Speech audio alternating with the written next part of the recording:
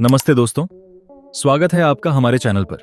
आज की इस वीडियो में हम एक बहुत ही महत्वपूर्ण टॉपिक पर बात करने वाले हैं जो सीधे आपकी जेब और आपके बैंक अकाउंट से जुड़ा हुआ है। क्या आप जानते हैं कि हाल ही में आए नए टैक्स बिल ने आपके सेविंग अकाउंट में पैसे जमा करने, पैसे निकालने, एफडी करने और पैसे रखने के नियमों में बड़े बदलाव कर दिए हैं?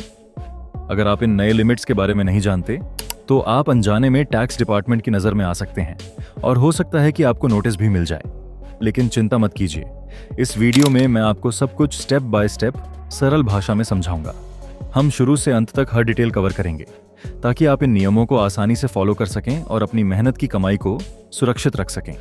अगर आप टैक्स से जुड़ी परेशानियों से बचना चाहते हैं तो ये वीडियो आखिर तक जरूर देखिए, क्योंकि अंत में मैं आपको कुछ प्रैक्टिकल टिप्स भी दूंगा जो आपकी लाइफ आसान बना देंगे।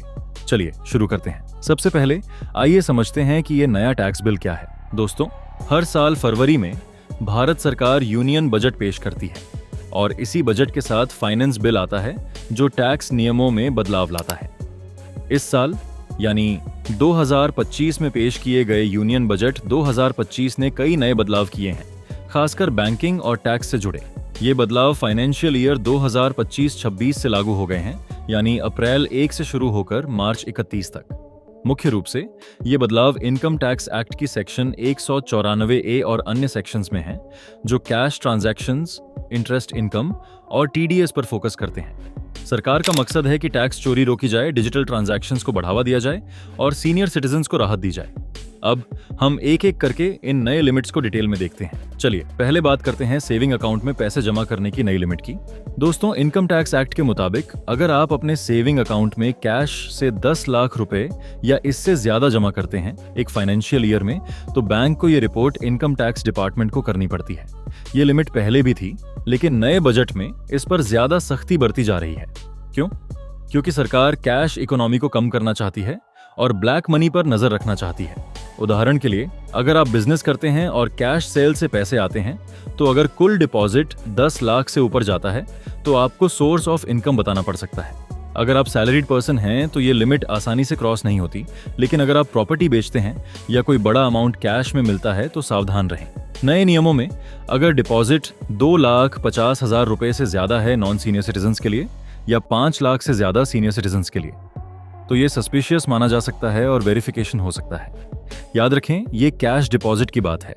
अगर आप चेक, ट्रांसफर या यूपीआई से डिपॉजिट करते हैं तो कोई लिमिट नहीं है, लेकिन बड़े अमाउंट पर टैक्स इंप्लीकेशंस हो सकते हैं। अब सेविंग अकाउंट से पैसे निकालने की लिमिट पर आते हैं। यहाँ सेक्शन 194N महत्वपूर्ण है।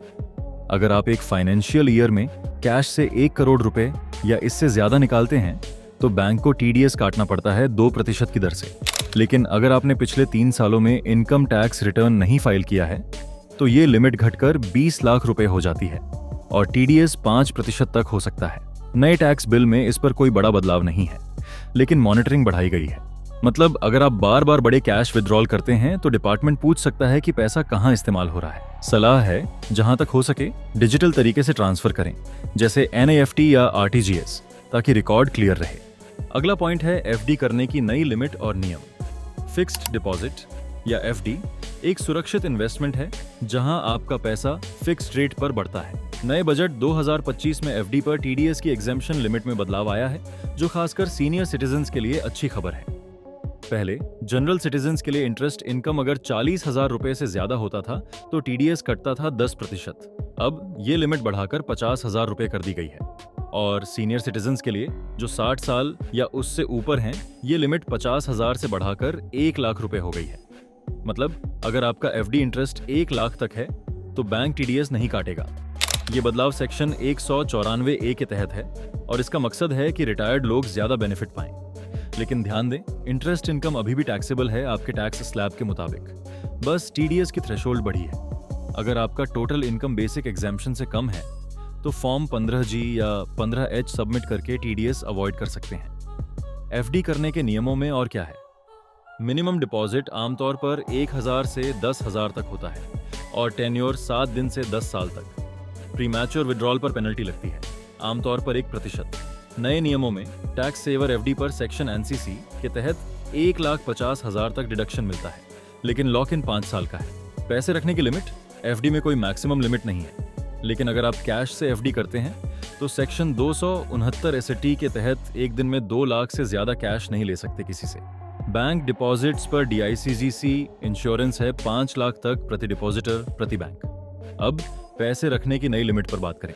दोस्तों, बैंक अकाउंट में पैसे रखने पर कोई डायरेक्ट लिमिट नहीं है, लेकिन इंटरेस्ट इनकम पर टैक्स लगता है। सेविंग अकाउंट पर इंटरेस्ट अगर 10,000 से ज्यादा है तो सेक्शन एनसीटीटीए के तहत डिडक्शन मिलता है। लेकिन नए बजट में सीनियर सिटीजन्स के लिए एनसीटीटीबी के तहत 50,000 तक डिडक्शन है, जो इंटरेस्ट पर लागू होता है। कैश रखने की बात करें तो घर पर ज्यादा कैश रखना रिस्की है, और अगर इन्वेस्टिगेशन होता है तो सोर्स बताना पड़ता है। बेहतर है बैंक में रखें, लेकिन ऊपर बताई लिमिट्स का ध्यान रखें। अब मैं आपको कुछ बोनस टिप्स बताता हूं जो खास हमारी ऑडियंस के लिए होते हैं। हमेशा डिजिटल ट्रांजैक्शंस करें, जैसे यूपीआई, एनईएफटी या आरटीजीएस, ताकि आपका रिकॉर्ड क्लियर रहे और टैक्स डिपार्टमेंट की पूछताछ से बचा जा सके।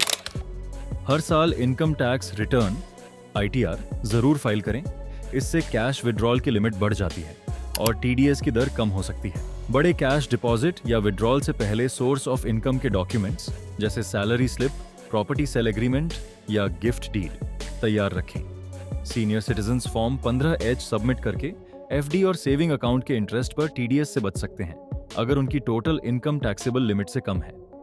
घर पर ज्यादा कैश न रखें, क्योंकि इन्वेस्टिगेशन में सोर्स बताना मुश्किल हो सकता है।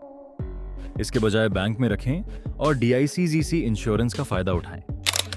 टैक्स सेवर एफडी में 1,50,000 तक इन्वेस्ट करके सेक्शन एनसीसी के तहत टैक्स डिडक्शन का लाभ लें, लेकिन 5 साल के लॉक इन का ध्यान रखें।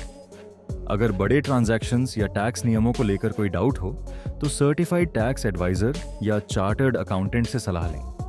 अपने बैंक स्टेटमेंट्स और ट्रांजैक्शन हिस्ट्री को नियमित रूप से चेक करें, ताकि कोई गलती या डिस्क्रिपेंसी तुरंत पकड़ में आ जाए। तो दोस्तों, ये थी पूरी डिटेल वीडियो नए टैक्स बिल के बारे में। उम्मीद है वीडियो पसंद आई होगी। अगर कोई सवाल है तो कमेंट्स में पूछिए। लाइक, शेयर और सब्सक्राइब जरूर करें ताकि ऐसी उपयोगी वीडियोस मिलती रहें। मिलते हैं अगली वीडियो में। Thank you and take care.